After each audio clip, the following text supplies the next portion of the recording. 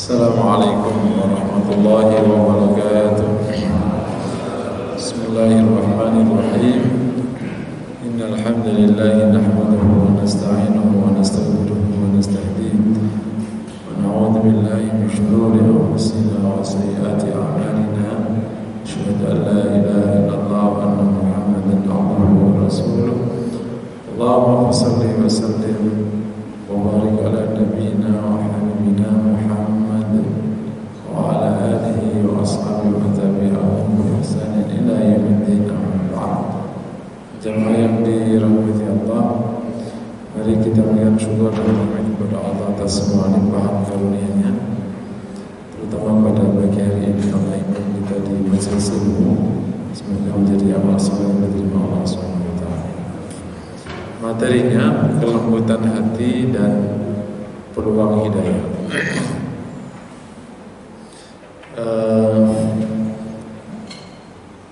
Ini saya hadirkan tema ini dalam rangka karena sudah sekian kali ya, atau mungkin sekian satu tahun setengah ya, agar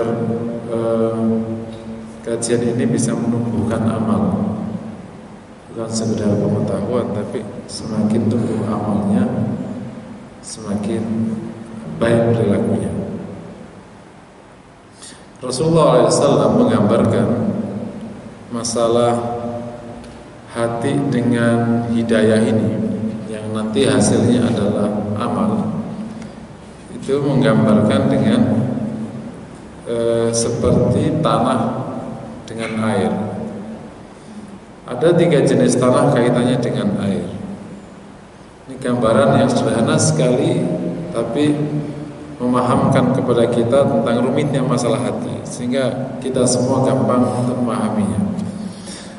Ada tanah yang sangat subur, yang dia bisa menampung air dan menumbuhkan tumbuhan. Kan tanah subur itu gitu ya, tanah yang baik subur itu diisi air, airnya tetap ada di situ, tapi sekaligus bisa menumbuhkan tumbuhan. Yang kedua, ada yang tanah tandus atau tanah bebatuan, tanah keras, tanah liat, yang bisa menampung air tapi tidak menumbuhkan tumbuhan. Meskipun airnya memang tidak hilang di situ, tapi enggak satupun amal bisa tumbuh dari tanah itu. Yang ketiga adalah hati seperti hati pasir, yang tidak bisa menampung air dan juga tidak bisa menumbuhkan tumbuhan. Ini ibarat hati seorang kaitannya dengan hidayah. Ada hati orang yang sangat lembut, hati subur. 1 ayat, 2 ayat, 1 pengajian, 2 pengajian, itu langsung tumbuh jadi amal. Ngeresap ilmunya, tumbuh amalnya. Tidak perlu lama ngaji dia.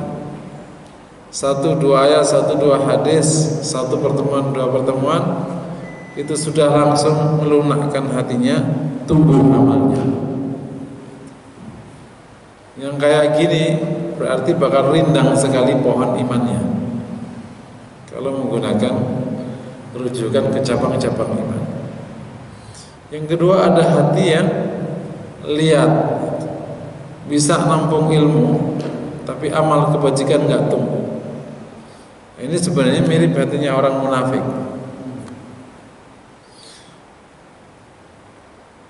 Perkara ilmu ngerti, gitu. Karena kan juga orang munafik zaman Rasulullah itu kan juga ada di majelis Rasulullah. Cuman bedanya ini hanya sampai menampung air, tidak lebih, nggak tumbuh. Tentu bukan hanya orang munafik yang punya hati seperti ini. Di tengah orang muslim pun juga bisa ketemu hati seperti itu. Pengetahuan masalah kebajikan itu tak terkira banyaknya, tapi nggak tumbuh amal sedikit pun di dalamnya. Jadi hanya sampai level mengetahui kebaikan. Makanya terkadang kita bisa ketemu Orang yang tahu kebajikan, tahu kebenaran, dengan bahasa lain tahu agama, tapi perbuatannya bisa lebih buruk daripada setan. Karena Rasul telah menggambarkan hal ini. Dan ini, kondisi hati seperti ini lebih bahaya bahkan dari yang ketiga.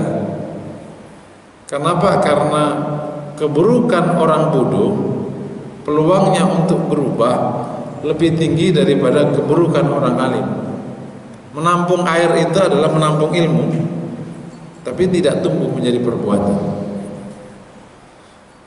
Nah, di konteks ini ada sabda Rasulullah SAW, riwayat Rasulullah SAW tentang situasi di akhir masa yang sayati zamanun la yabqal islamu illa ismu wal Qur'an illa ismu, akan datang pada masa tidaklah Islam itu kecuali cuma namanya, dan tidaklah Quran kecuali cuma tulisannya. Dan saat itu maka makhluk yang paling buruk di atas bumi adalah orang yang paling alim di antara mereka.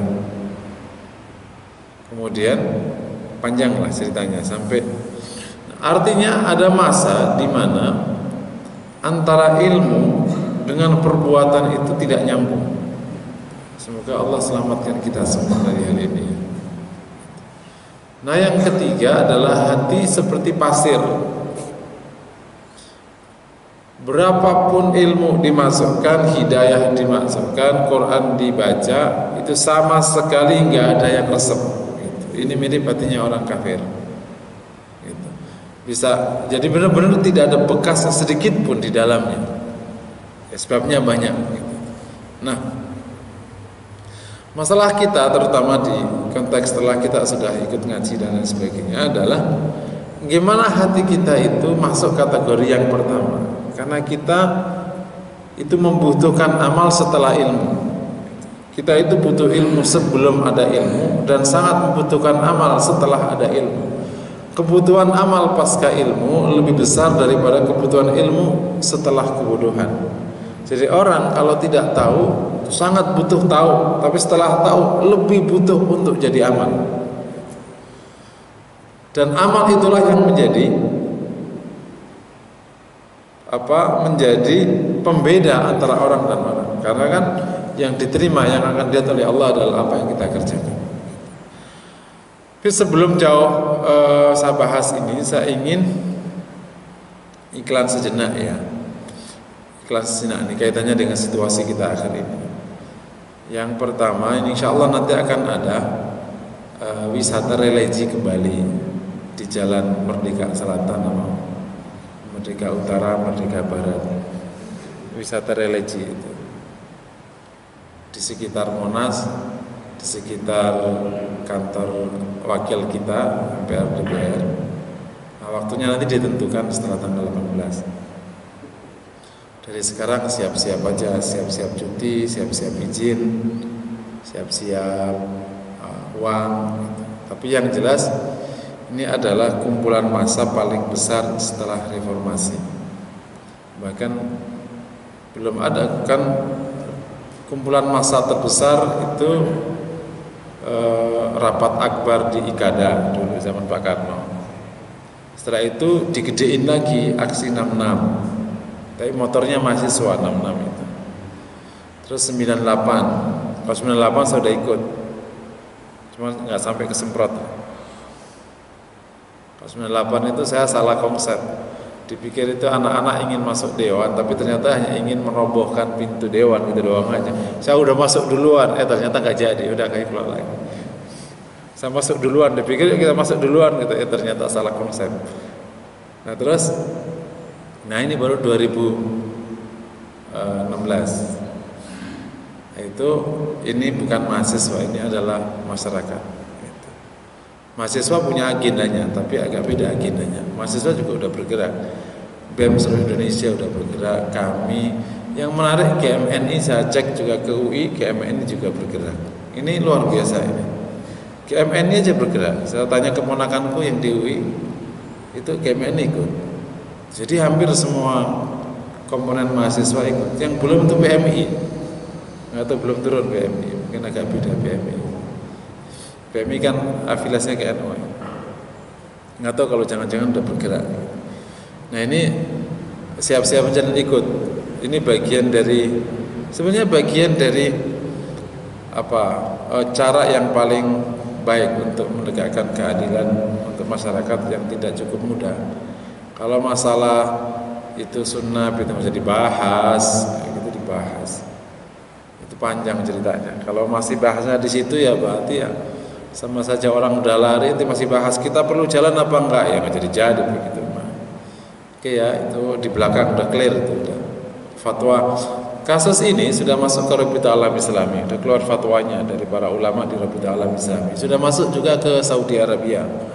Para ulama di Saudi Arabia sudah memberikan pernyataannya, sudah masuk ke negara Islam, sudah ke OKI mungkin sudah masuk. Punya isu masalah agama ini langsung seketika masuk ke dunia Islam, nggak akan bisa ditahan. Apalagi kaitannya 3 hal yang tidak pernah boleh disentuh oleh siapapun. Urusan ya. Kemuliaan Allah Taala, Rasulullah dan Al-Quran.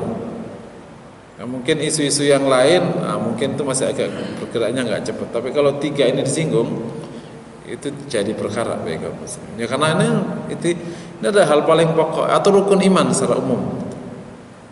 Nah ini mohon bisa ikut andil dan kalau punya pikiran-pikiran lain ya jangan bertahan dengan pikirannya lah. Wudu sekarang selalu jernih melihat keadaan. Kalau ada numpangin ini, numpangin itu, ya pasti di mana-mana ada penumpang, ya kan? Persoalannya kita ditumpangin mau enggak gitu doang aja. Kalau perkara orang mau numpang, mau aksi sebesar kayak gini gimana nggak ada orang mau numpang? Pasti numpang lah. Gak usah jauh-jauh. 98 itu cuma 200.000 yang masuk ke MPR DPR. Itu yang numpang juga nggak sedikit yang numpang di situ. Termasuk ada kasus, ada kontem, ada apa ya seralah anak-anak juga. Namanya juga kalau sudah aksi massa kan semua orang juga ikut terlibat. Gitu. Yang pertama ya. Jadi itu. Nah yang kedua kaitannya dengan materi saya tadi sekaligus kaitannya dengan aksi ini. Ada penelitian yang kami juga lakukan sekaligus juga di-compare dengan penelitian profesor di Australia. Bunyinya gini bunyinya.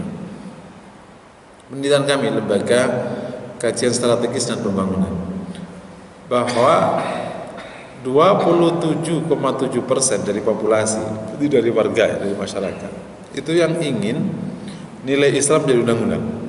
Nilai jadi undang-undang itu hanya 27,7. 52% itu tidak ingin. 52% tidak ingin nilai Islam jadi undang-undang. Alasannya banyak ya, karena negara demokrasi, karena Pancasila dan sebagainya. Sisanya 23% sekian itu tidak menjawab. Artinya ini yang saya ingin katakan, saya coba renungkan lama ini dan juga diskusi sama teman-teman total aktivisnya. Apakah memang Islam dulu para ulama yang datang ke tanah Jawa, ini khusus tanah Jawa ya, karena di Sumatera lebih baik kondisinya. Sumatera itu agak unik, padahal sama-sama punya Hindu. Kan Sriwijaya juga kuat di Sumatera kan, tapi terutama si Sumatera Barat ya, itu kondisinya lebih baik kalau masalah isu-isu begini, isu Islam jadi nilai gitu, karena mungkin dia sudah punya komitmen tinggi, adat bersandikan syarak bersandikan kitabullah itu barangkali yang akan beda. Berarti naik ke atas itu jauh lebih tinggi yang Aceh ya. Gitu. Tapi secara umum Sumatera. Tapi di Jawa ini kan pengaruhnya Sumatera Jawa. Kalau lain-lain kan ngikut Sumatera Jawa kan, karena penghuni terbesar di Sumatera Jawa.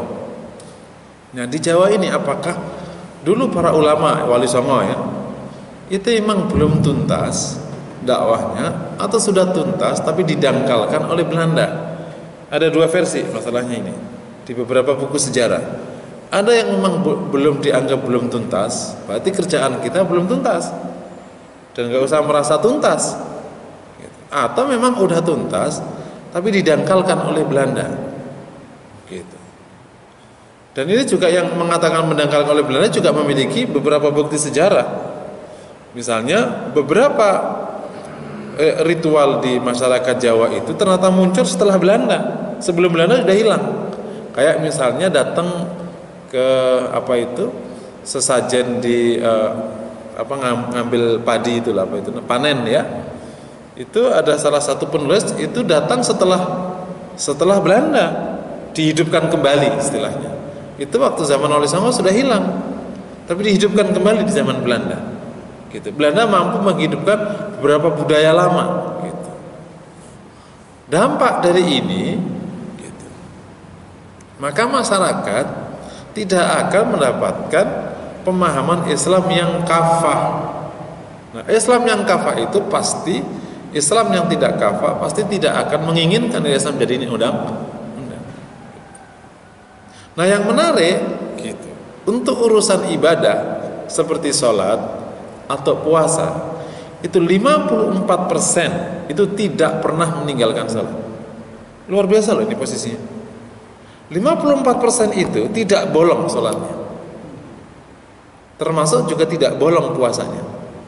Tapi yang sedikit bolong, yakni selalu ya, sedikit bolong itu sekitar 23. Jadi total antara yang selalu rajin sholat, yang sangat rajin sholat, dan pernah bolong sedikit, itu hampir 80%. Nggak sedikit jumlahnya. Jadi masalah ibadah keren. Sisanya ya bolong-bolong atau sama sekali tidak. Jadi kalau data ini menggunakan data William Liddell yang awal membagi masyarakat muslim itu menjadi santri, priayi, abangan, ini udah bergeser banyak. Dan itu betul dirasa sejak dakwah masuk kelas menengah itu bergeser jauh. Dulu kelas menengah itu nggak kenal Quran, sekarang TPA dari kecil anak-anaknya. Kelas menengah itu nggak bisa baca Quran zaman dulu, sholat pun jarang. Gitu. Yang haji jarang. Sekarang luar biasa yang haji banyak, umroh banyak. Itu betul itu. Jadi kita bisa ngerasa di lapangan. Kan dulu kan yang rajin kan santri, terus ada abangan, ada priayi. Katakan separuh-separuh kan kira-kira kita. Itu berhubungan juga nanti dengan pilihan-pilihan di urusan publik. Nah, di urusan pengajian, nah ini menarik. Di pengajian itu hanya 9,6% yang rajin mengajian tidak pernah meninggalkan pengajian. 9,6%. Nah, yang sering itu sekitar 13-an atau 13-an, pokoknya mendekati 15. Jadi total yang selalu dan sering itu sekitar 23 atau 25%. Sisanya jarang mengaji atau sama sekali tidak ngaji. Oke ya, sisa. Nah, kalau antum baca tuh yang menghubungkan antara keinginan masyarakat muslim bahwa nilai Islam menjadi undang-undang itu di pengajian ternyata. Jadi siapa yang rajin ngaji, mama akan tercerahkan kan? Maka dia akan menginginkan Islamnya lebih kafah. Tapi yang tidak ngaji berarti dia hanya ibadah, berarti ya Islam itu ibadah ritual saja, nggak ada yang lain. Nah, situasi ini saya dapat penguatan di penelitian seorang profesor di Australia meneliti tiga negara Islam besar. Turki, 80 juta ya Turki ya penduduknya. Mesir sekitar 60 juta sampai 70 juta. Kemudian yang terakhir Indonesia itu berapa? 250 juta. Nah, ini menarik. Penelitiannya beliau ini di Mesir sama di Turki. Dia meneliti masyarakat muslim ya. Dia tidak meneliti yang lain. Dia meneliti masyarakat muslim. Di Turki sama di Mesir itu ditemukan mayoritas muslimnya masuk kategori Islamic populism. Ini ada istilah baru nih. Ada istilah baru namanya klaster baru muslim atau kelas baru muslim. Di konteks kalau William Liddell kan nyebut Islam santri, abangan, priayi. Nah, kalau beliau enggak mengatakan Islamistik, Islamic populism sama radikal. Muslim dibagi menjadi 3. Islamistik, Islamic populism namanya. Yang terakhir radikal. Di mereka di Turki itu mayoritas muslimnya masuk kategori yang Islamic populism. Siapa Islamic populism itu? Yani muslim yang memperjuangkan nilai-nilai Islam kafah, ingin juga menjadi nilai negara tapi damai perjuangannya. Tidak radikal. Di Mesir, di Turki tidak radikal. Benar kan? Ditindas sama negara Sisi, nggak ngelawan itu. Karena bagi mereka tidak ada radikalisme di Islam. Mereka nggak mengenal benturan keras gitu. Beda kalau kemudian masuk ke daerah yang ISIS dan lain sebagainya, radikal sekali dia, pakai senjata. Gitu. Dan juga tidak mistik. Jadi apa bedanya sama mistik? Mistik itu kalau perjuangan dia selalu unsurnya ritual. Nah, yang menarik di Indonesia, mayoritas muslimnya mistik. Tidak masuk kategori Islamic populisme, nggak masuk kategori. Radikal juga tidak terlalu banyak. Gitu. Nah, Islamistik itu perjuangan tertingginya itu ritual. Islamistik itu, kalau Anda datang Islamistik yang suka datang ke dukun atau apa, atau kalau dia misalnya takut tahu itu syirik, datangnya ke Pak Kiai. Tapi ya tidak jauh urusan doa-doa gitu, benar nggak kira-kira? Kalau Anda datang ke masyarakat mistik yang nanti identik dengan masyarakat tradisional, Muslim tradisional itu kan, misalnya punya toko, terus ingin maju, yang dikerjakan apa? Kalau Islamic populism, kalau dia punya usaha ingin maju, undang konsultan, betul nggak kira-kira? Dianalisis, dia dia berdoa. Kalau orang mistik begitu ingin maju, datang ke Pak Kiai atau ke dukun. Nanti akhirnya supaya rame, nah, dikasih jambi-jambi, benar nggak? Di warung Tegal masih sangat dominan budaya ini. Anda bisa cek di warung Tegal. Dan kalau nanti ingin menang, bersaing, marketing namanya. Kalau orang masyarakat modern ini, Islamic populism, dia akan membuat negatif campaign, nah, gitu kira-kira. Bukan black campaign ya, negatif campaign. Gimana head to head. Nah, terjadi tuh kayak sekarang terjadi misalnya Telkomsel sama Indosat, tos-tosan, sampai gambarnya tos-tosan kan gitu. Tapi kalau di sini enggak, dia datang ke dukun, nanti di sana dikasih jambi-jambi, nah, nanti misalnya jadi warungnya jadi sepi, misalnya nasinya menjadi apa? Nasinya menjadi bau kan gitu tuh kalau di warung-warung nasi. Gitu. Di masyarakat mayoritas Muslim Indonesia itu mistik. Gitu. Ya tentu kalau ini benar penelitiannya akurat, itu sejalan dengan penelitian kami tadi. Memang dia maksimalnya perjuangannya itu ibadah, gitu. Belum sampai ke level lebih dari itu. Itu yang menjelaskan kenapa waktu perjuangan undang-undang pornografi aja itu beratnya tak terkira. Ya akhirnya sih goal, gitu. Karena memang yang dukung 27,7% ternyata. Ini bukan penelitian orang lain loh. Kita yang buat penelitian. Jadi tidak ada ya asli ini potret kita masyarakat Muslim. Makanya perjuangan undang-undang halal itu sampai 10 tahun baru bisa goal. Bayangin aja undang-undang jaminan halal itu di tengah masyarakat Muslim sendiri.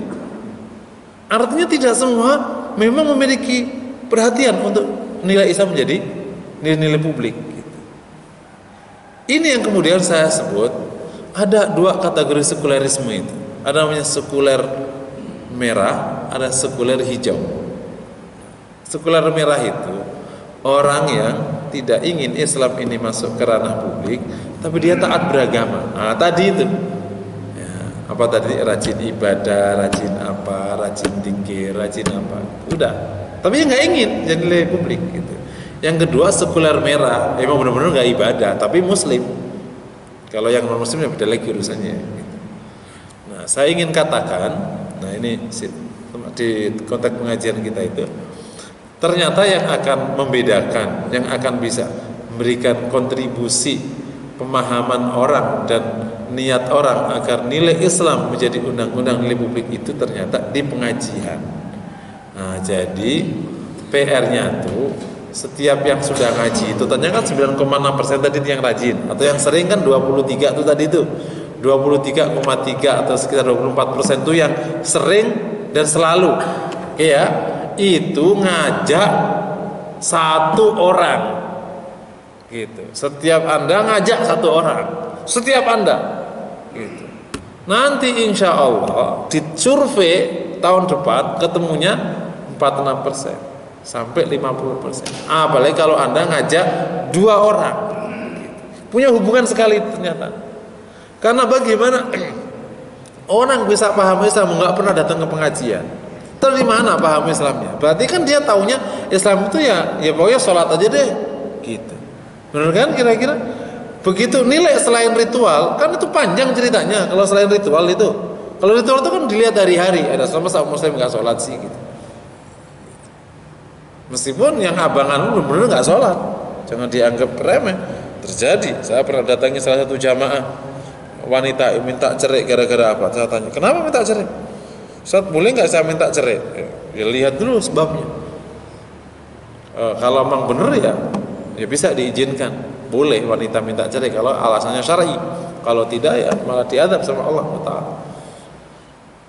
Suami saya udah nggak sholat. Loh, berapa tahun? 10 tahun nggak sholat. Oh, minta cerai malam ini juga. Sekarang. Gitu juga. Ngapain juga hidup sama orang nggak sholat? Iya betul. Jadi kenapa nggak sholat? Memang keluarga semua nggak ada yang sholat. Bisa bayangin aja. Jadi memang suaminya orang Padang, bayangin aja. Ada juga orang Padang yang nggak sholat. Ya. Oh, ketemu juga. Kan asumsi saya orang Padang sholat semua, asumsi saya. Tapi ternyata banyak juga orang Padang yang ngawur begitu ternyata. Orang awak. Udah bergeser sih, Bang. Saya kecek juga ke Padang, udah bergeser sekali. Tawalib udah nggak punya pengaruh. Terus ya saking banyaknya laki-laki Padang yang pergi merantau, pas merantau nggak di tempat pengajian, Tanah Abang mulu muternya, nggak pernah ke masjid. Ya udah, gitu pas balik juga ngerti suruh, nggak ngerti Quran, nggak ngerti apa. Saya kan sering juga ngaji di masyarakat Padang. Dicek emang sudah jauh. Tapi meskipun sekarang di ranah Padang sudah membaik ya. Terutama di kota Padangnya itu Pak Mahyudin itu kan sudah ada maghrib mengaji, ada macam-macam sekarang. Udah keren banget ya Pak Mahyudin itu. Terus Bang Irwan kan juga masih terus cover ya secara provinsi, luar biasa. Tapi karena itu mohon maaf ya, karena yang menjalankan sepanjang pantai itu bersih sapu rapi sekali pantai itu. Tapi karena yang punya karir itu muslim taat, ya nggak masuk ke media Pak. Wow. Tapi kalau yang muslimnya nggak taat atau masuk kategori yang sekuler, dia sekuler atau di komunitas sekuler ya sedikit aja punya hasil booming gitu. Tapi yang kayak gini nggak ada. Heriawan itu punya 101 piala. Hampir maju di semua bidang, pendidikan maju, semua maju. Tapi yang nggak ngangkat, kenapa? Ya, karena muslim taat. Serius. Saya agak merasa diperlakukan tidak adil di bab ini. Kurang keren apa beberapa tokoh muslim yang taat itu? Keren banget di pemerintahan. Tapi yang nggak ngangkat. Kenapa? Ya emang harus satunya memberitain. Dari mana mau cerita ngangkat? Sementara nggak bisa beli berita, kan? Nggak bisa blocking waktu. Kembali ya, jadi PR-nya ternyata di pengajian gitu.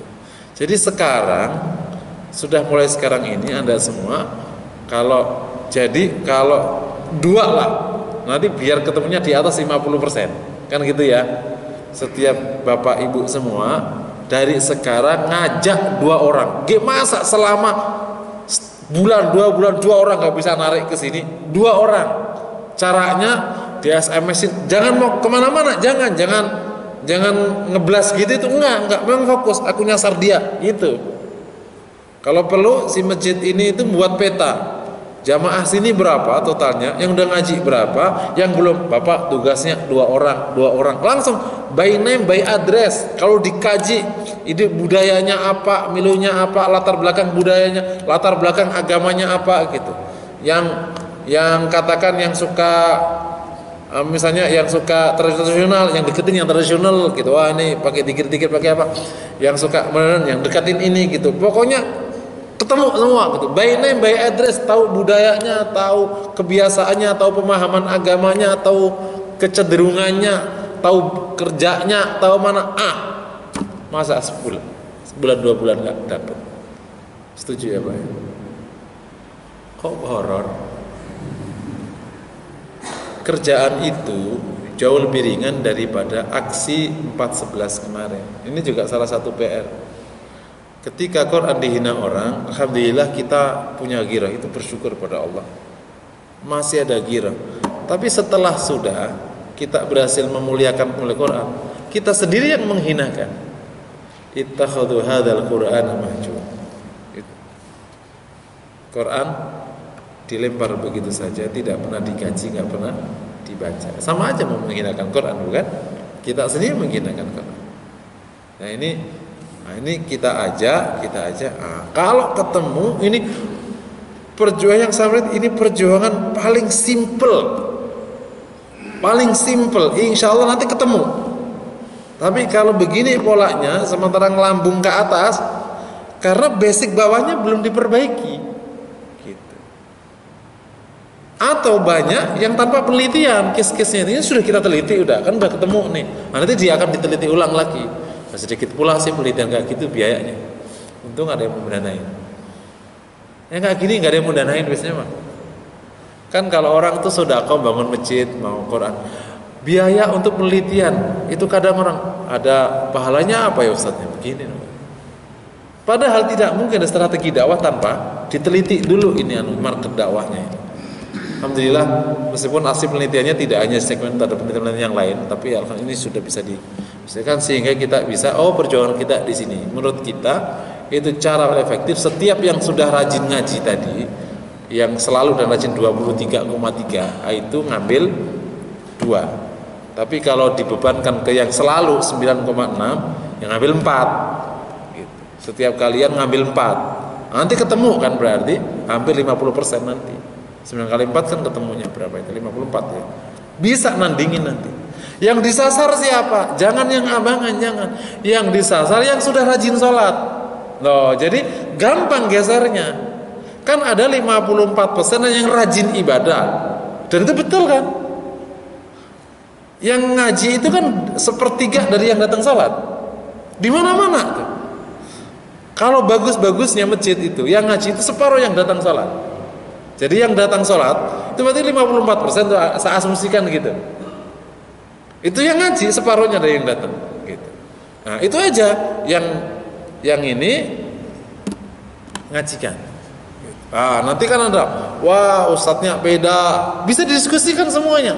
Karena juga namanya orang, ustadznya nggak cocok, ustadznya kurang keren, kurang ganteng. Ibu-ibu kan gitu tuh kadang. Apapun lah alasannya, semua bisa didiskusikan. Tapi itu marketnya nyasar yang sudah rajin aja itu sudah. Gitu. Nanti bapaknya gitu, nanti kalau diteliti tahun depan, insya Allah bisa berubah menjadi 50%. Nah kalau sudah kayak gitu, makanya baru kita bisa ketemu seperti kondisi di mana? Kondisi di Turki, kondisi di Mesir akhirnya terjungkal dan lain sebagainya ya. Oke ya, kembali ke tema kita. Nah, kenapa kita butuh tuh hati yang subur tadi itu? Jawabannya cuma satu. Karena kita butuh amal. Dan amal itu dari hati yang subur. Kita butuh amal. Karena hati yang lihat tadi atau hati yang kayak pasir tidak akan menumbuhkan amal. Sama-sama orang baca Quran, sama-sama datang ke pengajian, sama-sama dengar pengajian, itu bisa nggak tumbuh amalnya. Jadi nggak bergerak aja, nggak tersentuh oleh suara adzan, sentuh oleh suara Quran. Kan ada orang dengar Quran itu terenyuh, ada orang dengar adzan itu terenyuh, orang berbondong-bondong ke masjid itu terenyuh, ada anak kecil bawa Quran ke TPA itu terenyuh, ada orang gitu ya.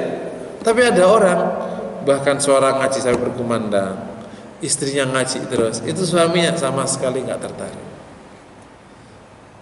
Mirip sebenarnya selera di konteks dunia.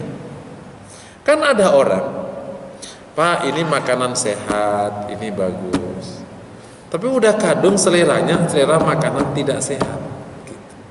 Pak ini yang nggak ada MSG-nya, ini gulanya sudah teratur, ini gulanya gula benar, silakan. Wah nggak ada rasanya. Gitu. Tak ada orang yang, Pak ini enak banget Pak, tapi kok gini sih rasanya ini? Ya justru itu ya, gimana mau enak kalau nggak kasih MSG, nggak kasih apa gitu. Ya haruslah Pak, sorry aku nggak bisa makan. Enak loh, mau enak nggak enak yang enggak inilah gitu. Kan beda, paham ya kira-kira. Tidak semua yang dapat informasi masalah kesehatan itu komit juga terhadap kesehatan. Orang yang makannya sembarangan, bahkan sudah dioperasi pun itu tetap aja makannya sembarangan. Ketemu nggak kira-kira gitu? Mirip nggak gitu? Sama orang yang dapat informasi kebajikan tidak selalu bisa mengikuti kebajikan. Kenapa itu? Hatinya tidak subur. Dan ini hal yang harus kita hindari bagi orang yang sudah ngaji. Khawatirnya ilmu semakin banyak tapi amal nggak tumbuh. Akhirnya tumpah ruah ilmunya. Nah, tumpah ruah ilmunya tapi nggak beramal, itu nanti kalau disuruh beramal bahkan bisa lebih keras penolakannya daripada yang tidak punya ilmu. Itu yang kemudian disebut dengan ulama syar, ulama yang buruk itu. Dan itu fenomena itu sudah mulai muncul satu persatu. Dan kasus Al-Maidah 51 itu, ulangi lagi masuk ke iklan itu. Itu kita bersyukur kepada Allah Taala. Saya setelah sangat bersyukur kepada Allah Taala ada orang seperti itu yang akhirnya bisa yang pertama mensinergikan kembali kaum muslimin. Meskipun prosesnya masih ada sebagian case agak memberat, tapi secara umum nyatu jadi untuk isu ini. Nyatu betul. 70 ormas bisa bertemu, ormas-ormas besar bisa ketemu, tokoh-tokoh muslim bisa ketemu, lintas partai, lintas ormas, lintas madhab, lintas aliran, ketemu semua itu.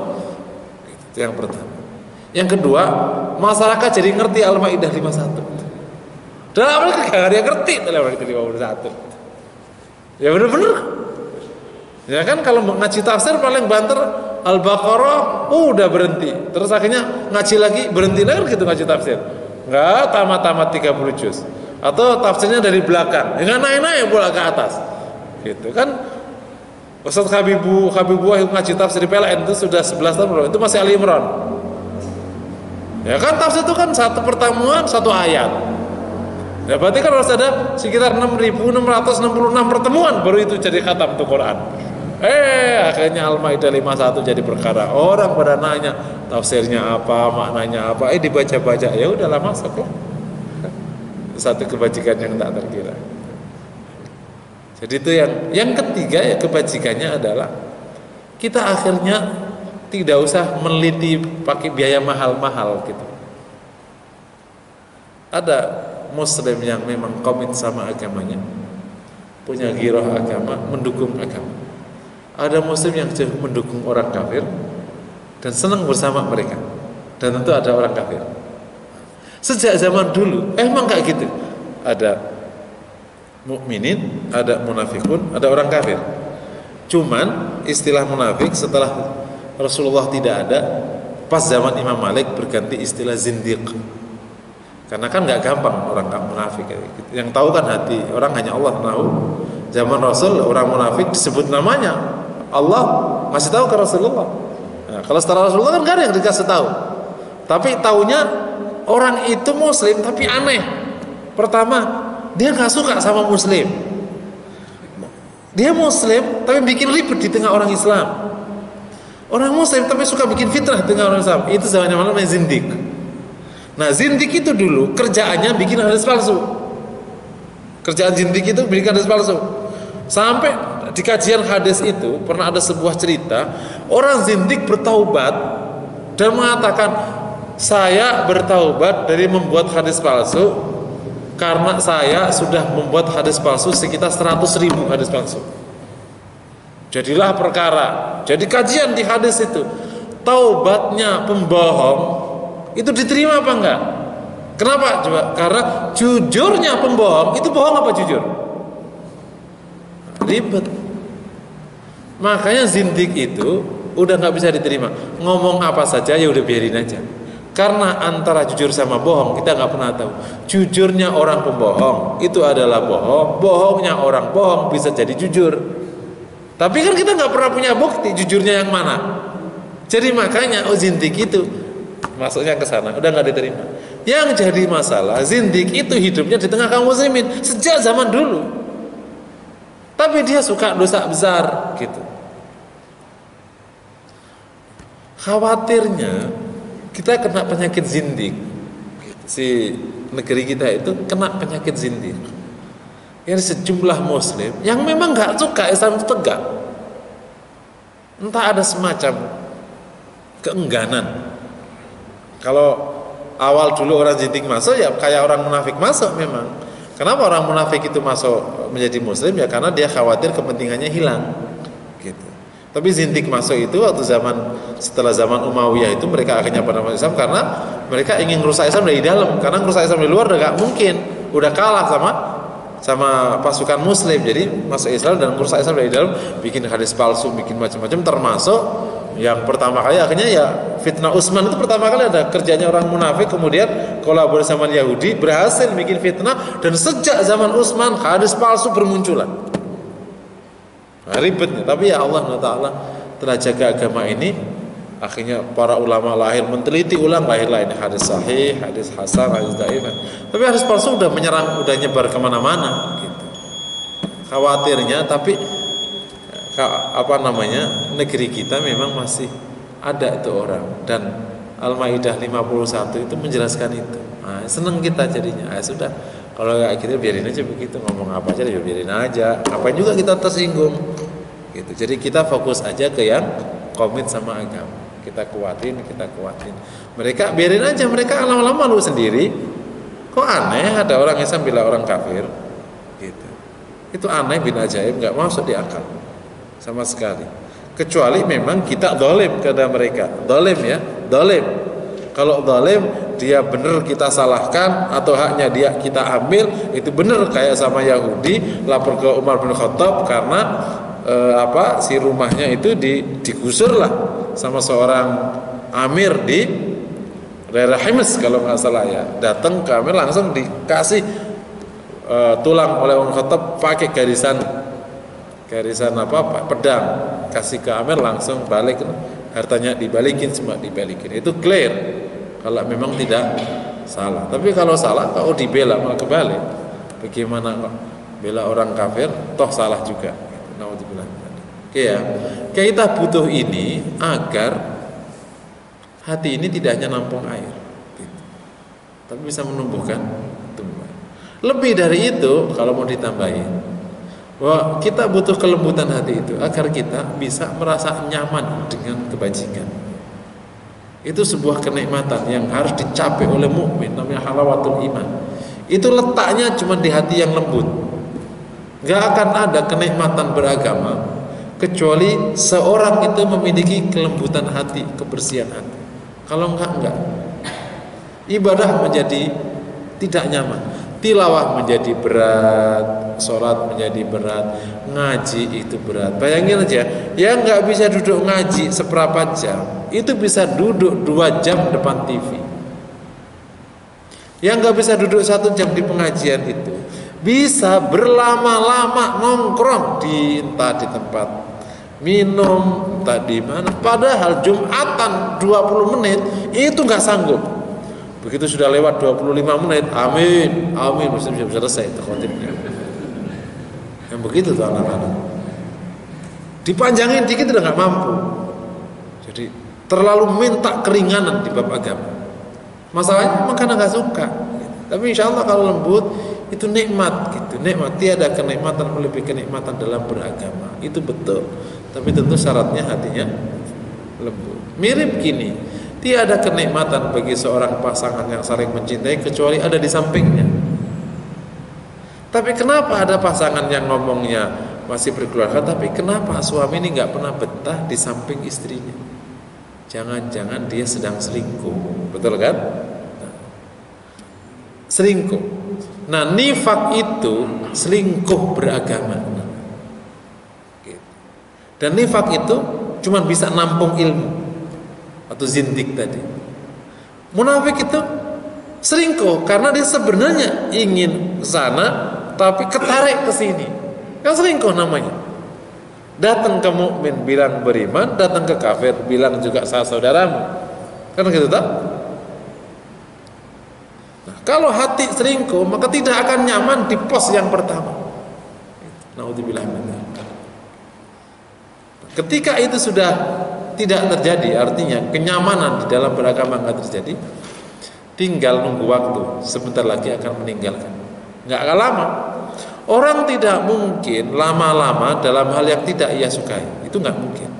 Orang tidak mungkin lama-lama dalam hal yang tidak ia nyamani. Itu nggak mungkin. Kalau ketemu alasan meninggalkan, pasti akan meninggalkan. Kenapa tidak meninggalkan? Belum ada alasannya. Dan dia produk alasan. Misalnya, orang nggak nyaman sholat, ketemu misalnya, macet. Kok nggak sholat sih? Macet pak, nggak sholat. Kenapa sih nggak sholat? Habis pakaiannya susah, ke pasar kan kotor. Lah kenapa nggak pakai makna? Repot pakai makna. Akhirnya bukan karena sebenarnya repot, emang nggak suka sebenarnya. Karena kalau suka itu nggak ada barang repot, betul nggak? Orang saling mencintai, cinta awal-awal dulu sebelum nikah dari situ. Itu suruh ke atas gunung, suruh bawain ini, dilakukan. Ketika cinta itu hadir, nyaman itu hadir, maka alasan itu hilang. Tapi kenapa alasan hadir? Karena nggak suka. Hati yang nggak lembut tidak akan nyaman dalam beragam. Kira-kira gitulah. Nah, kita ingin tumbuh menjadi amal dan kita juga nyaman dalam beramal. Nah, akhirnya cabang iman yang 77 itu bisa kita lengkapi dengan izin Allah SWT. Karena harapannya begitu. 63 tahun kurang atau lebih, soalnya 77. Nah, ini kan harus tumbuh nih. Gitu. Dan tazkiyatun nafas itu kan materi menumbuhkan amal itu kan, melembutkan hati, akhirnya tumbuh amal. Mungkin pertanyaannya, kenapa kok hati itu bisa keras? Atau bisa liat, atau bisa jadi pasir? Kenapa tidak subur? Kalau mungkin berarti. Yang pertama, karena jarang dialiri air. Gampang aja kan? Ilustrasinya tuh enak sekali Rasulullah itu. Karena apa? Tanah itu kok menjadi liat? Karena jarang dialiri air. Jadi nggak subur kan? Tanah nggak pernah ada air, ya keras. Udah, akhirnya ya keras. Gimana ditanemin?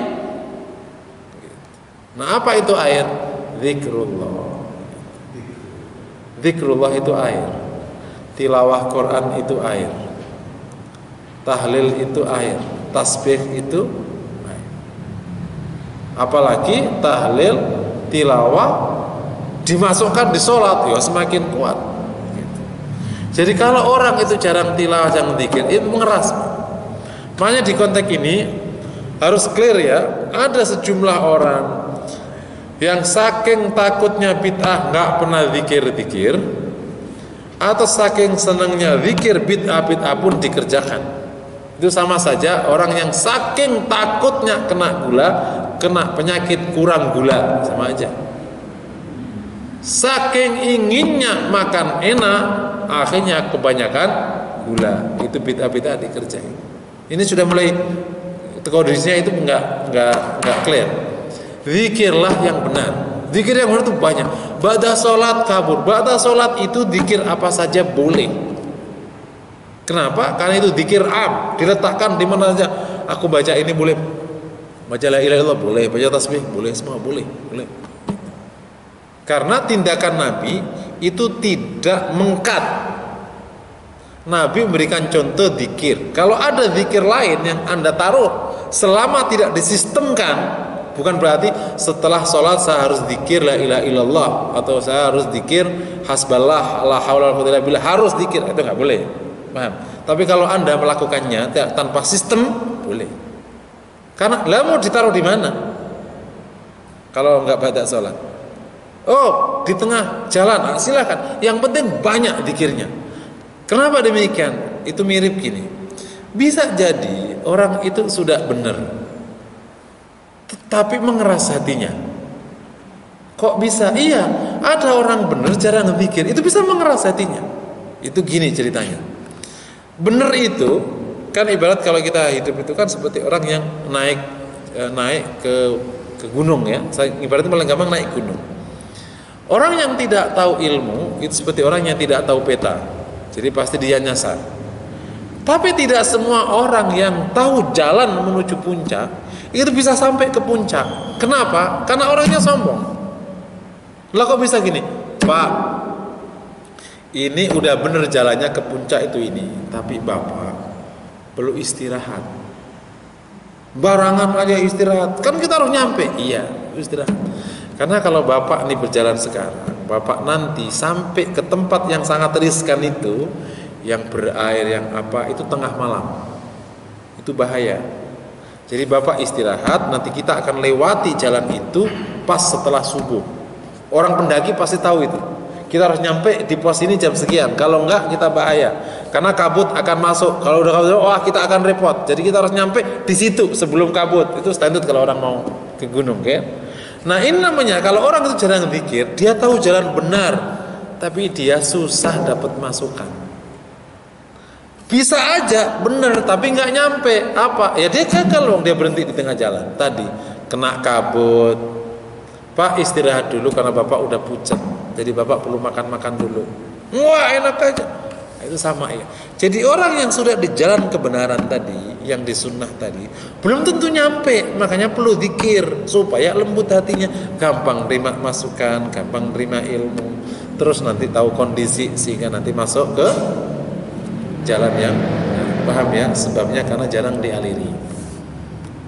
Yang kedua, karena ada penyakit tanah tadi. Kenapa kok tanah kok setiap air masuk langsung hilang? Nah, itu namanya penyakit tanah itu. Kalau Anda di daerah garam itu ada sekian lahan, kan untuk menjadi garam itu kan harus nampung air tuh. Nanti baru menjadi garam kan. Tapi ada sejumlah tanah itu baru dimasukkan ke tempat penampungan itu langsung hilang ke bawah karena ada penyakitnya. Jadi tanah yang memang ada penyakitnya itu nggak bisa. Ya kalau tadi kan kayak tanah pasir ya. Jadi ada penyakit hati. Apa itu penyakit hati? Ya ada sombong. Bisa nggak orang sombong menerima ilmu? Ya nggak bisa lah. Hilang. Gitu. Bisa nggak orang hubud dunia? Orang yang sangat mencintai dunia susah. Ingin jabatan, ingin apa? Ya nggak bisa diapa-apain. Kondisi lagi-lagi kondisi kejadian kita sekarang menjelaskan itu semua. Siapa ini, siapa ini. Udah kita udah jadi bisa ngeluringin kita metanya sama siapa lebih jelas daripada sebelum-sebelumnya kan masih kamuflase. Di case ini udah kelas, dia klaster mana, dia klaster mana. Udah clear. Nggak bisa dibohongin itu. Jadi kalau ada penyakit hati, emang nggak mungkin air itu akan bisa ngendap. Termasuk hubud dunia, nggak mungkin bisa tilawah, tidak mungkin. Ini hati itu unik, hati itu hanya bisa bersama yang sejenis, nggak bisa tidak sejenis. Saking misalnya ya, orang muslim itu kan wajib menguasai dunia tapi nggak boleh mencintai. Kok mencintai? Memang nggak bisa masuk. Tilawah nggak bisa, ngaji itu nggak bisa, nggak masuk sama sekali. Oke ya, nomor 2. Yang nomor 3, emang dari sononya tanah itu udah begitu. Itu namanya karakter. Itu yang khatamallahu ala qulubihim. Allah sudah kunci itu hatinya. Bal rana ala qulubihim ma kanu yaksibun. Bal rana ala sudah menghitam, mengeras atas hati mereka. Fi qulubihim marad fazadahum Allahu maradan. Sudah ada penyakit, Allah tambahi penyakit lagi. Nah, itu sudah memang udah dari sananya karakternya begitu. Itu nang fa'alhamaha fujurha wa taqwa. Allah ilhamkan fujur dan akhirnya karakter. Naudzubillah. Terus gimana solusinya ya? Sebabnya 3, solusinya 3. Pertama banyak berzikir kepada Allah. Dibanyakin zikir sebanyak-banyaknya. Ya, misalnya tilawah Quran bisa 1 juz atau lebih banyak lagi. Insya Allah dibaca aja dulu, apalagi dibaca sambil tahu terjemahnya. Insya Allah terus kok belum lunak dibaca terus sampai saat nanti bisa nangis tuh. Nah, dibaca lama-lama ketemu kenyamanannya. Awal masih belingsatan, nggak apa-apa. Dibaca dulu terus sampai lama-lama bisa nyaman. Gitu. Sampai ketagihan. Kalau sehari nggak tilawah, terasa ada yang sangat hilang, tidak tenang, tidak apa. Itu sudah bagus sekali. Yang kedua, dihilangkan penyakitnya dengan taubat. Gitu. Jadi kayak taubat itu kayak ini, apa itu saya bilang, kalau obat di Indonesia itu kan selalu ada antibiotik gitu. Penyakit apa saja kan antibiotik. Jadi penyakit hati itu apa saja pakai taubat. Meskipun nanti per case taubat sama apa penyelesaiannya, taubat sama apa gitu. Misalnya Kalau sombong taubat sama apa penyelesaiannya? Kalau nanti penyakit iri taubat sama apa penyelesaiannya? Tapi selalu pakai taubat. Taubat dari iri, taubat dari hubud dunia, taubat dari taubat. Nah, untuk solusi yang ketiga, mohon kepada Allah agar Allah tidak mengeraskan hati kita. Kan yang menjadikan tanah itu jadikan Allah Ta'ala. Nah, makanya sama. Nanti tanah-tanah yang subur kan akan mengeras. Yang keras kayak padang pasir kelak menjadi subur kan gitu. Allah gerakkan itu. Entah gimana caranya kok bisa tanah Arab kelak jadi subur itu, entah. Mungkin dirubah situasi alam terus sana mencair, terus ini mencair, terus matahari bergerak. Mungkin nggak ngerti itu gimana caranya. Pokoknya nanti akhir zaman itu subur ada tanah sana. Ada yang sini mungkin jangan-jangan yang mengeras di sini mantar. Bisa jadi kan bergerak tuh tanah itu. Pokoknya nanti di akhir-akhir itu sana subur aja. Sana daerah sana itu subur aja udah, pokoknya begitu sama tuh. Nah, kalau karakternya gitu Allah rubah karena kita bermohon kepada Allah, Allah lembutkan hati kita, akhirnya gampang terima hidayah. Jadi ya ulangi lagi, kalau hatinya subur, nah terus berarti hidayahnya apa? Nah, kan ada dua hidayah itu, ada hidayah irsyad sama hidayah ad-dalalah. Irsyad itu kan ilmu. Nah, Allah mudahkan ilmu ngalir. Yang kedua, Allah juga mudahkan pas sudah ngalir ke tanah ini tumbuh menjadi perbuatan. Nah, tumbuh itu namanya hidayah taufik. Tapi ngalirnya air ke sini itu hidayah irsyad. Gitu. Jadi Allah mudahkan kita dapat hidayah ilmu. Datangnya mudah ingin ngaji, baca Quran juga ingin dibaca ilmunya, bisa baca buku, bisa apa itu hidayah ilmu masuk. Setelah hidayah ilmu masuk, kita tercerahkan, kita terinspirasi, langsung jadi amal. Namanya hidayah taufik. Gitu. Dengan izin Allah. Gitu ya, kami ulangi lagi kelembutan hati dan hidayah. Harapannya materi ini menginspirasi kita dan para jamaah bisa sama-sama menumbuhkan menjadi amal perbuatan. Aku qouli hadza. Assalamualaikum warahmatullahi wabarakatuh. Iya, oke. Yang pertama gini ya, bahwa apakah katakan Islam itu jaya kembali, apa jayanya itu nanti sampai Imam Mahdi? Itu yang pertama, secara nas tidak ada yang secara tekstual menjelaskan itu. Kan Rasul hanya menjelaskan cycle-nya itu aja.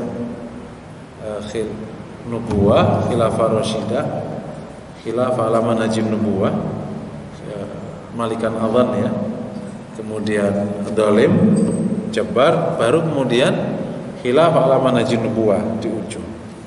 Nah, waktu malikan jabar itu kan juga nggak dijelaskan kapan waktunya, siapa orangnya, apakah memang benar-benar los atau ada dinamika juga. Apakah khilafah ala manhajin nubuwah itu memang yang Imam Mahdi atau sebelum Imam Mahdi sudah tumbuh tapi Imam Mahdi itu menjadi puncaknya gitu kan, kita nggak Rasul kan ngasih gambaran umum itu ya. Yang pertama. Yang kedua secara di lapangan. Yang kedua gini, dalam kondisi apapun, mau menang atau mau kalah kan perintah amar ma'ruf kan berjalan. Kan amar ma'ruf itu berjalan apapun kondisinya. Kan bukan berarti kalau wah kita pasti kalah nih, kan nggak usah amar ma'ruf, boleh nggak kira-kira? Tetap nggak boleh. Dan Allah, dan kita bersyukur kalau Allah melihat itu kan apa yang kita kerjakan, bukan hasil. Makanya para nabi tetap mulia meskipun ada umat satu, kita udah ngerjain yang benar. Itu. Jadi tetap aja harus diperjuangkan sampai memang Islam ini tegak. Bahwa tidak tegak, nah itu bab yang lain urusannya. Gitu kan. Nah yang ketiga, secara analisis bisa dimuat, misalnya ini kemudian faktor kemenangan Rasulullah dikaji, faktor kekalahan beberapa kondisi kan bisa dikaji, faktor kemenangan mereka bisa dikaji. Ini akhirnya obatnya secara analisis kalau diterapkan ya insya Allah bisa termasuk tadi rumusan kembali ke salaf, kembali Quran sama Sunnah, itu kan rumusan-rumusan ya sudah menggelegar. Begitu implementasi berbeda, saya pikir itu case di lapangan. Tapi secara konsep semua gerakan Islam itu kalau nyambung gerakan itu pasti rumusnya satu. Kita tidak mungkin kembali maju kecuali kita kembali ke Quran maupun Sunnah. kepada apa yang menyebabkan mereka menang. Dan zaman Rasulullah, istilahnya ada yang menggunakan istilah salaf, zaman sahabat itu salaf juga. Seperti zaman sahabat, ada seperti salaf, seperti para ulama. Itu kan istilah yang sama sebenarnya. Implementasi ada yang fokus ke tauhid, membersihkan bid'ah, ada yang ngajak ke masjid, menghidupkan sunnah-sunnah. Itu kan pilihan-pilihan yang sebenarnya masih ruang yang sama sebenarnya. Itu masih menu di meja yang sama, cuman yang satu milih ini, yang satu milih ini, yang satu milih ini. Masih ketemu sebenarnya. Itu secara konsep gitu. Nah, jadi kalau kemudian apakah kalau global itu nunggu Imam Mahdi, tidak ada penjelasan. Dan berpikir seperti itu mungkin tidak dianjurkan. Kenapa? Kalau langsung bahwa kita meyakini Imam Mahdi, pertama tidak ada penjelasan nasnya. Yang kedua akan menghentikan amar ma'ruf. Kan akan menghentikan, kita akan menunggu Imam Mahdi. Kan gitu. Nah, ini yang justru secara agama tidak dapat dibenarkan. Kenapa demikian? Karena Imam Mahdi itu kan orang yang hadirkan. Tugas Anda beramar ma'ruf semampu Anda. Itu kalau konteks Imam Mahdi. Nah, sekarang yang kedua, berpikir global itu dimulainya dari tindakan kecil. Lingkungan itu juga hal yang tidak boleh dilupakan. Meskipun kita berpikir tadi, itu bukan berarti kita tidak kemudian seakan-akan harus mengerjakan besar. Kan tidak mungkin mengerjakan besar. Tidak pernah ada dunia ini besar kecuali dari yang kecil. Jadi ketika kita berpikir gede tadi itu, ngerjainnya di mana? Dari kecil pengajian di rumah 10 orang, 30 orang. Tapi kita udah tahu ngarahnya ke sana. Gitu. Nah, tapi karena ngarahnya ke sana, makanya supaya jadi gede gimana? Kolaborasi. Saya ngambil peran ini, Bapak ngambil peran itu, Bapak ngambil peran sana. Kan jadi gede juga. Nah, senegeri misalnya di Bintaro masing-masing makmurkan masjidnya. Koperasinya, ekonominya ditumbuhkan. Kan? Akhirnya setelah kan kita kolaborasi dengan seluruh masjid Bintaro, akhirnya masjidnya makmur. Udah bagus nih. Sebintaro kolaborasi dengan seluruh Tangerang Selatan. Nah, bagus nih. Setangerang Selatan kolaborasi dengan seluruh kota-kota di Indonesia. Bagus nih. Se-Indonesia kolaborasi karena kita berhasil kolaborasi dengan negara-negara yang lain. Jadi enggak gede. Kolaborasi berjamaah. Kalau kita ngerjakan gede dengan diri sendiri ya hampir-hampir tidak terjadi. Tapi kan kita punya kontribusi satu titik dari lautan. Itu di lautan itu ada satu titik yang kita kerjakan, yang namanya pengajian di Bintaro. Dan insya Allah. Dan seluruh kemenangan global itu dari kerjaan kecil. Atau jangan kalau misalnya Donald Trump menang karena berhasil bangun perusahaan yang awalnya kecil itu sama aja kan? Makanya gitu sama aja di mana-mana. Ini jadi berpikir besar bukan berarti akhirnya terus mikir itu juga kesalahan. Berpikir besar itu hanya sekali. Selebihnya tindakan kecil untuk menuju kebesaran. Itu rumusannya. Nah, ini jebakannya biasanya orang yang berpikir besar nggak kerja-kerja, mikir terus. Atau orang yang nggak mau mikir besar, kerjanya kecil, tapi nggak pernah gede-gede, wong kecil terus. Situ doang. Jadi berpikir besar itu cuma sekali. Selebihnya bertindak kecil yang dikolaborasikan. Insya Allah menjadi gede. Nah, terus paling gampang tadi pertanyaannya, apakah di tengah zaman fitnah berarti peluang surga? Itu betul. Di zaman fitnah apapun surga kebuka. Bahkan bisa jadi umat sekarang bisa lebih baik daripada yang Rasul sahabatkan itu. Ada orang yang paling utama, ya berarti Rasulullah, ya enggak? Orang sahabatnya, ya enggak? Orang yang tidak melihatku dan beriman kepadaku. Ya kita itu tuh, kita dapat kesempatan untuk menjadi mulia. Termasuk lah kalau ditambah dengan kaidah al-ajrul qadi ta'ab. Pahala itu sebanding dengan capek dan susah. Ketika kita berislam susah kayak begini, insya Allah ya pahalanya gede. Amin ya rabbal alamin. Tapi jangan lihat sahabat enak, sahabat lebih susah pak. Kita ini kan ketemu orang kafir baik sebenarnya. Ya kan baik sebenarnya. Ya kita ibadah, dia ibadah. Lah kalau zaman sahabat dulu kan dia ibadah diserang sama orang Quraisy kan. harus perang 54 kali. Makanya kenapa sahabat itu mulianya tak terkira? Memang beratnya tak terkira waktu itu, mempertahankan agama di tengah orang kafir. Gitu. Setelah menang kan masih terus ngadepin perang terus, dirong-rong terus, nggak selesai. Gitu. Jadi insya Allah kalau peluangnya bersih, apalagi kalau kita taat.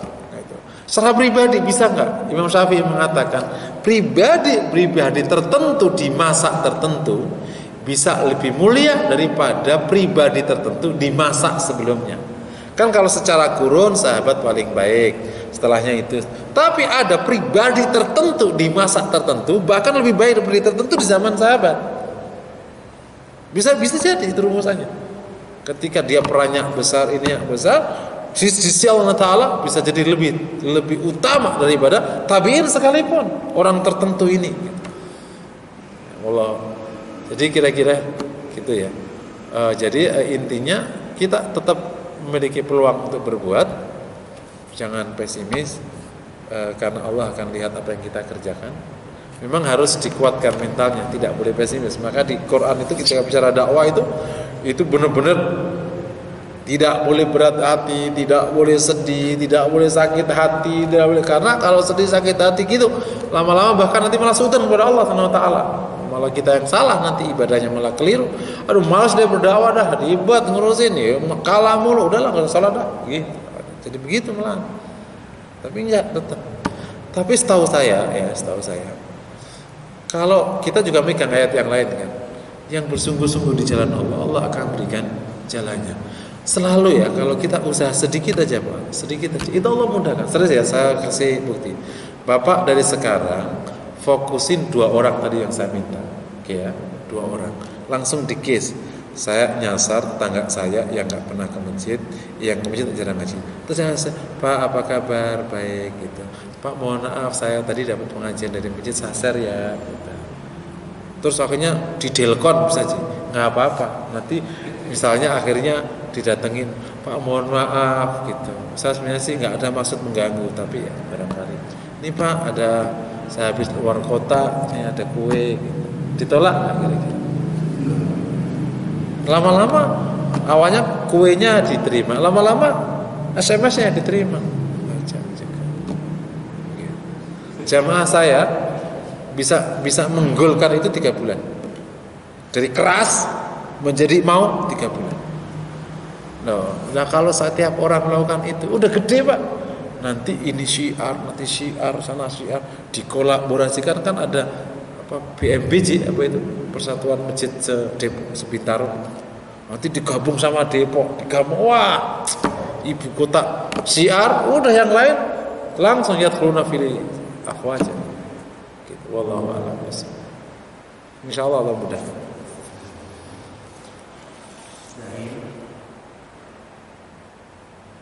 Cukup Pak ya? Kita akhiri majlis kita dengan doa kafaratul majlis. Subhanakallahumma wa bihamdika asyhadu an la ilaha illa anta astaghfiruka wa atubu ilaik. Wassalamu alaikum warahmatullahi wabarakatuh.